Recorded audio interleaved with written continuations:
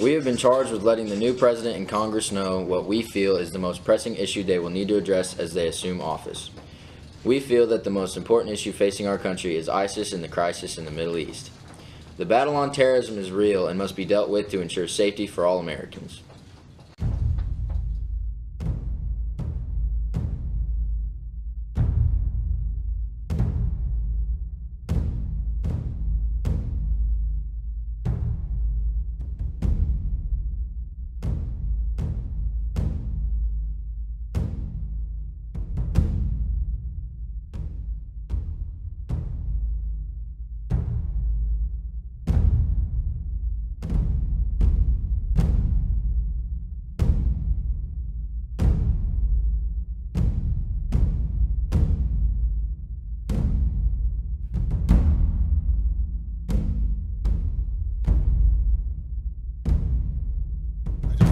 My National Security Council on the campaign to destroy ISIL.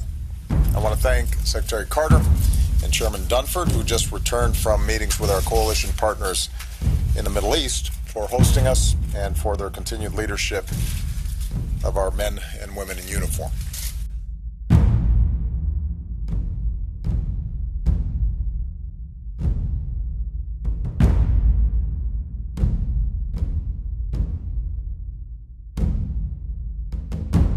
Updated the American people on our campaign in June, shortly after the horrifying attack in Orlando. In the weeks since, we've continued to be relentless in our fight against ISIL. And on the ground in Syria and Iraq, ISIL continues to lose territory. Tragically, however, we have also seen that ISIL still has the ability to direct and inspire attacks. So we've seen terrible bombings in Iraq and in Jordan, in Lebanon, Saudi Arabia, Yemen, and Afghanistan, attacks on an Istanbul airport, a restaurant in Bangladesh, Bastille Day celebrations in a church in France, and a music festival in Germany.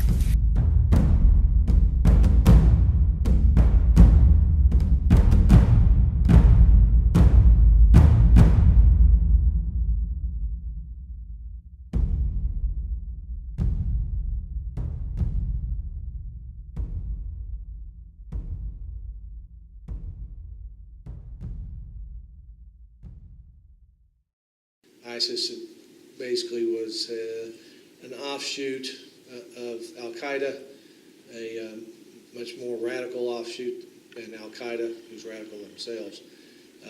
But their creation came about because of the U.S. pulling too many troops out before Iraq was fully stable. ISIL is a terrorist organization, pure and simple, and it has no vision other than the slaughter of all who stand in its way.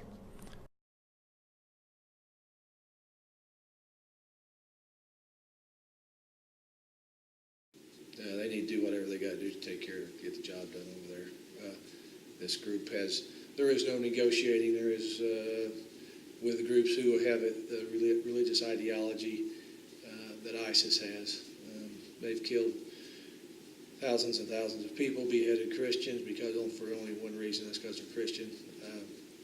Beheaded other Muslims that don't agree with them. It's not a group that you're going to share power with. It's either their way or no way. Well, I don't think that they'll ever diminish them entirely. I mean, they haven't done that with anybody. There's still Al-Qaeda out there. There's still JAM, if anybody remembers what JAM is. They're everywhere. As long as there's extremist Muslim teachers teaching extremist Muslim ideas, there's always going to be extremist Muslims. There's nothing anybody can do about it. It's a hard problem to address, really. But when we do go in, we have to give these countries their sovereignty back.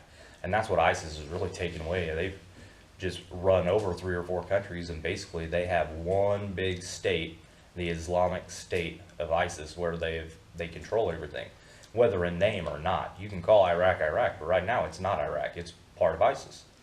I mean, they own 80% of it. So we've already been in Iraq. I don't think we should go back. But if we have to, we need to get in there quick, cut them out as fast as we can, as completely as we can, and then return it back to the countries. And yeah, I think we should kick the crap out of them. In conclusion, President-elect Donald Trump and Congress, we feel that you need to address this issue for one major reason. Our future's dependent